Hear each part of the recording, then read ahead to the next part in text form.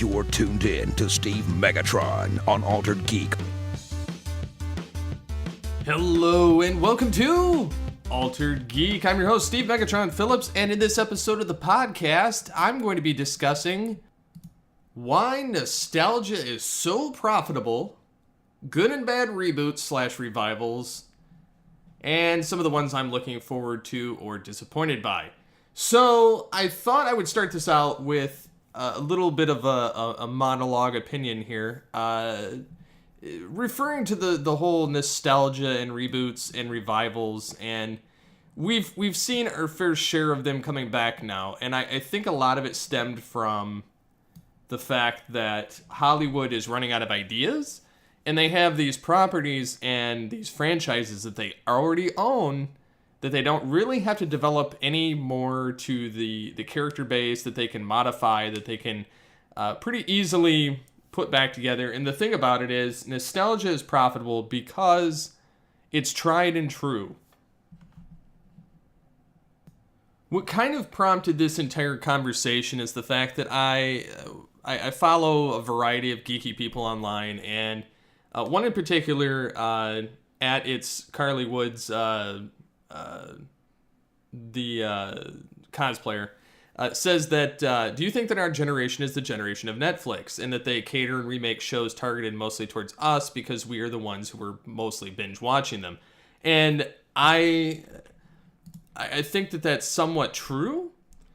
I think that because it's a tried and true show or format, it just makes it easier for content companies like Netflix or Hulu or any of the cable companies to almost instantly pull the trigger on a revival or reboot on those given series. And animation's been doing it for decades now, at least as far back as the 90s. I know that some shows have been coming back in different iterations since like the 60s and 70s. So for TV shows to start doing this, it's kind of that natural progression.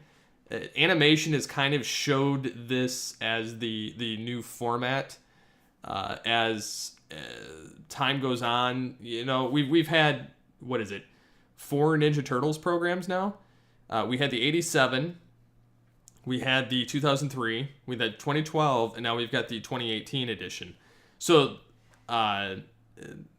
yeah, we've got 4 Ninja Turtle series now, and that's just crazy. And each one changes aesthetically a little bit differently. It changes the personas a little bit differently, the voices a little bit differently. And they're still kind of keeping somewhat true to the original persona, but they're altering a lot of things and changing a lot of aspects to it. And that's kind of, I think, the key to a successful reboot. I think quite possibly one of the most successful reboots or revivals or continuations where it constantly reinvents itself is Power Rangers. You look at any of the Power Rangers franchise, and about every season or two, they change up their outfits, they change up their villains, they change up a lot of the aspects of the show, and it just gets more life breathing into it. It keeps it fresh, and whether you like or dislike a certain season or certain version of the Rangers, you always can know that there will be a new set coming down the pipe in like a year or two. And I think that's been the biggest continuation revival series we've gotten to date. I mean, yeah, you've had series that have just kind of kept going, but none that have kind of reinvented themselves consistently along the way. And we've had, you know, the Ninja Turtles, we've had Transformers, we've had Batman, we've had various, you know, X-Men or Avengers or Spider-Man or any of these comic book heroes or things that started in comic books and were later translated to animation that have gotten consistent revivals because the comics themselves do it. The source material does it all the time. But if you're looking at television, we really haven't had it all that much until recent. A few years ago, we had Girl Meets World, which was a continuation of Boy Meets World, which I think proved to be a successful model, and then Full House did it, Fuller House. And we've kind of we've kind of gone into this different universe now as far as at least the sitcoms. Shows like Star Trek, Doctor Who, and a few other sci-fi properties like that. Yes, they've reinvented themselves and had continuations and revivals. I don't really count those per se because they've been a staple of sci-fi culture since the 60s. So I think that those kind of stand on their own anyway. That's just how they've always been modeled. It's the fact that the new current TV landscape is kind of going this other direction now. So we have a new Star Trek on TV. We have a new Lost in Space revival, which is, like I said in the last episode, awesome. It's the fact that they reinvented it without too much of the reinvention of the wheel. You look at Reboot, the Guardian Code. I don't find that to be a plausible, very well written or thought out, either dialogue or story-wise, to be a very coherent series. And in all honesty, if you edit out all of the human aspects, other than the stuff where they're physically in the internet, and you keep the bits with the sorcerer where he's only talking to Megabyte, the series actually makes sense still without the rest of that baggage. And that's kind of part of that situation. But no, I mean, you look at it, we've got a new Murphy Brown coming, we've got a new Magnum PI coming, we've got Roseanne, which is being revived, or has already been revived. I think they're on episode 3 now. Which, by the way, that series is actually on point there. It's really good. I was not a huge fan of the original Roseanne, but that could have been my age. It obviously wasn't marketed towards me at the time. I was younger when it was on. So it looked very dated. It looked very meh. I didn't really care for it. Whereas now, it kind of resonates with me a little bit on certain levels. Almost the way that Last Man Standing did. Which, speaking of Last Man Standing, that actually may be getting a revival as well.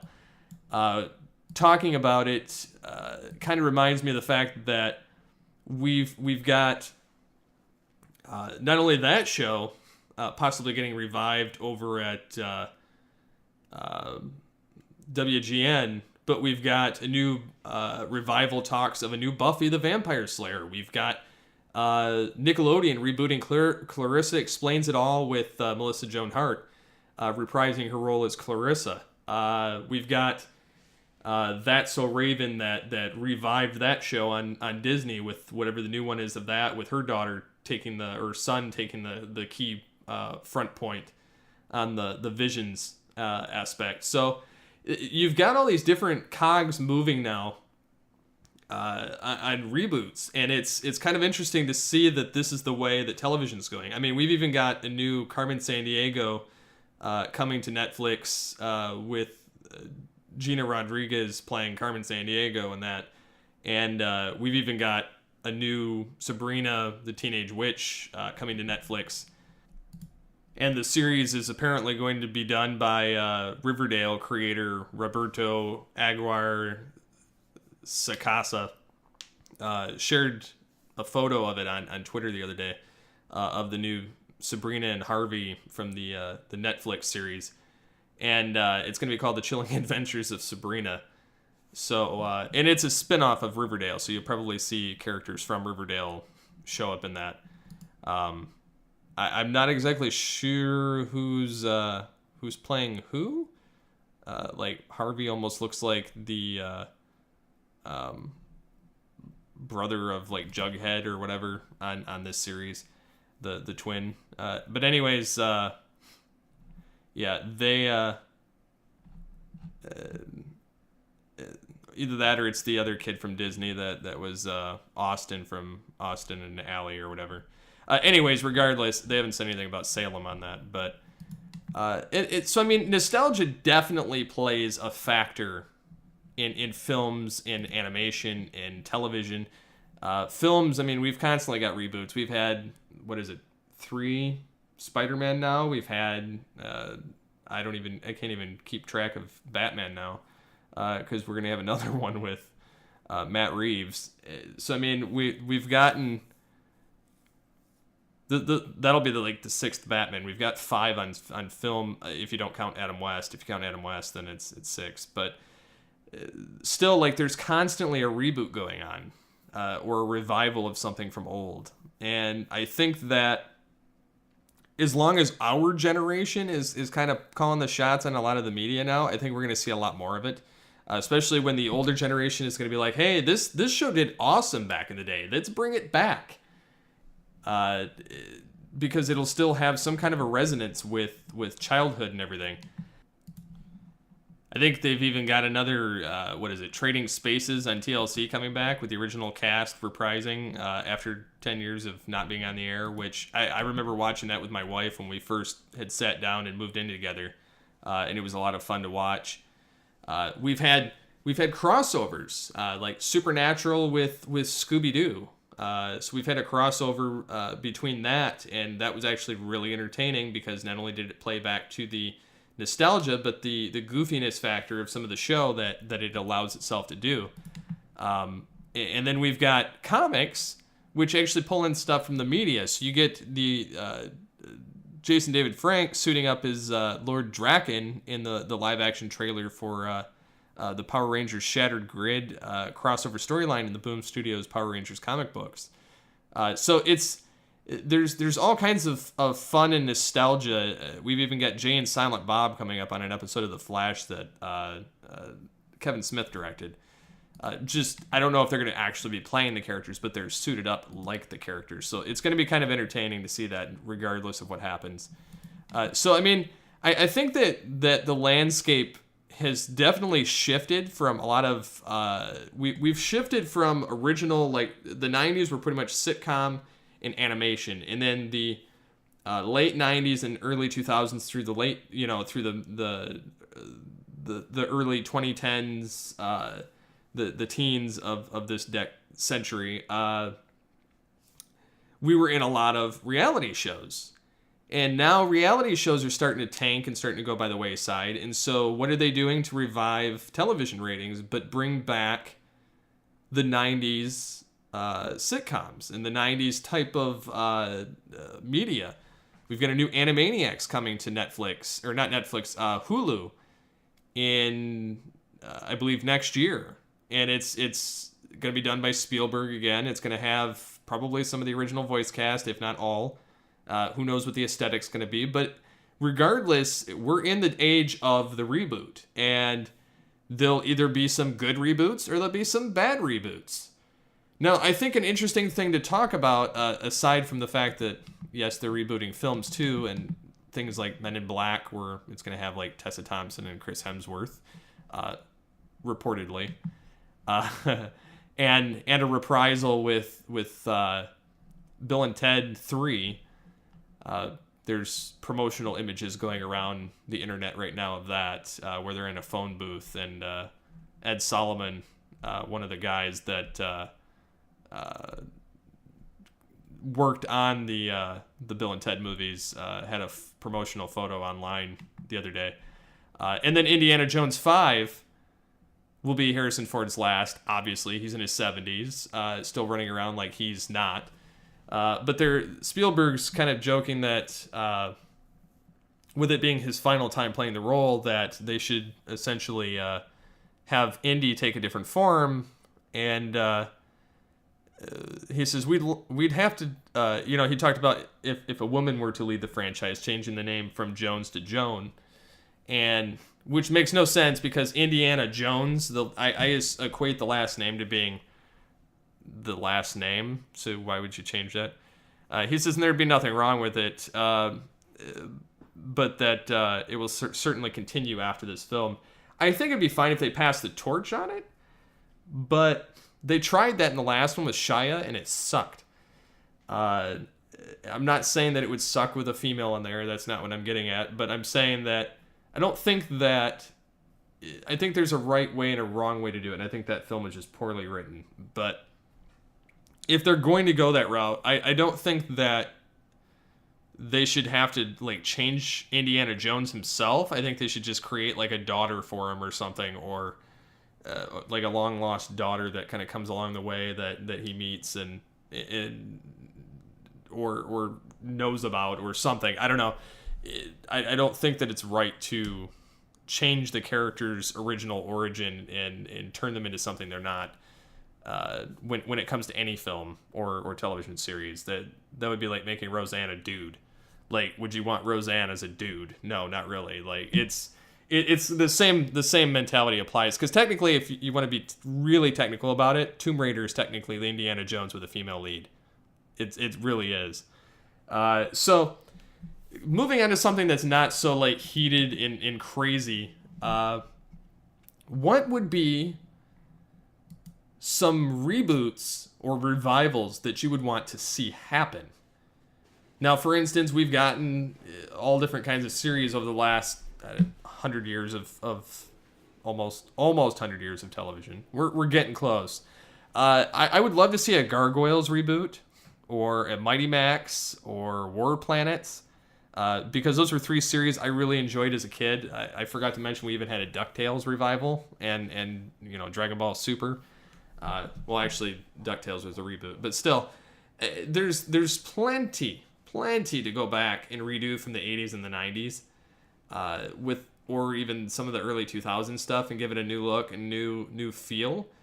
But there's always this instance that you have to be careful when you're modifying the original source material, and point in case, I leave it to reboot the Guardian Code, and I have to point to that because when you look at that series, it's nothing like the original. They're trying to appease people. It's like they just slapped the reboot name on it and some of the reboot graphics, just because they own the property already, and tried to completely.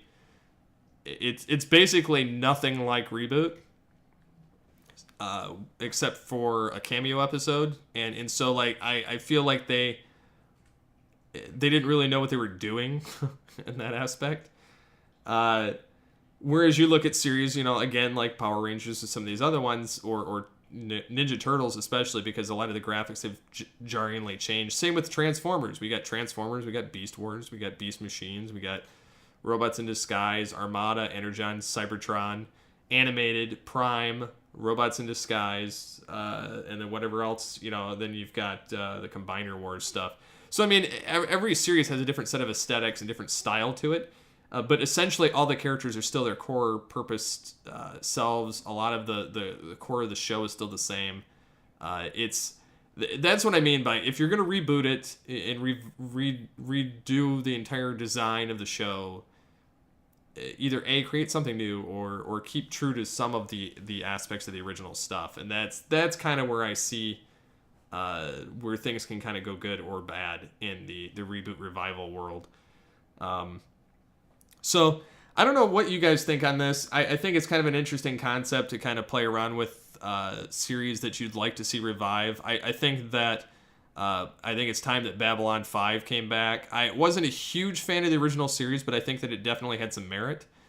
And it could have lived up to the greatness of Star Trek in some degree. Plus you had Walter Koenig playing a different character on that, and that was the first time that I realized that he didn't have a Russian accent, because I saw him on the head and he didn't have it, and I was like, oh, so that's just an entire act the entire time. I thought he actually had the accent, just like Scotty. I thought he had the accent for the longest time until I saw him in a movie later on in the 90s, and I was like, oh, he doesn't have it. It's an act. And then I started kind of realizing more that you can do an accent. When I was a kid, and so I thought it was just kind of interesting to kind of notice those things. But anyways, I would love to see a revival of like Babylon 5. I think we've seen a revival of V before, which would be kind of cool to see again.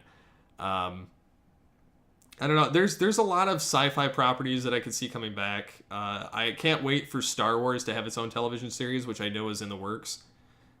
Just because it'll be able to kind of add to the same pool of writing and greatness that sci-fi has gotten, not only back in the 90s, but we've gotten it now. It's kind of the revival of that with the Orville and Lost in Space and Discovery and things like that. I will be talking about Discovery Season 2 and the CBS Viacom merger in Future Imperfect next week. So stay tuned for that. It may come out late in the week just because Birdman Dodd and I have to schedule a time together to record it. But that was the plan this week. It just didn't line up. There was a lot of stuff going on scheduling wise. So I think that about rounds it out for this episode. I'm really interested to see what series you guys would like to see return and why. I really can't think of anything else off the top of my head because a lot of the stuff that I watched, I really don't mind if it comes back or not. I am happy with the nostalgia that I have, but I realize that it is that age of reboots and revivals and nostalgia kind of coming back to visit us, whether it's by testing it out through mass binging of the original series on a streaming service like Netflix or Hulu, or if it's just them kind of just looking at how well the original series did and then bringing it back. I wouldn't be opposed to like a Home Improvement revival. I wouldn't be opposed to like a Step by Step revival or Family Matters or some of those things, which I think we could see some of that come into play on Fuller House, just because a lot of those were all produced by the same companies anyway, way back in the 90s. So I think that we're in for an entertaining last few years of this decade as far as television is concerned and film, but I look forward to seeing how the spectrum is going to change when we get into the 20s of this century. It's kind of wild when you sit and think about it, how things, you know, the more they change, the more they stay the same. You know, the seeds of the future lie buried in the past. It's everything's relative. Everything comes back. So history repeats itself, as it were. So until next time, get altered, get geeky with the Altered Geek.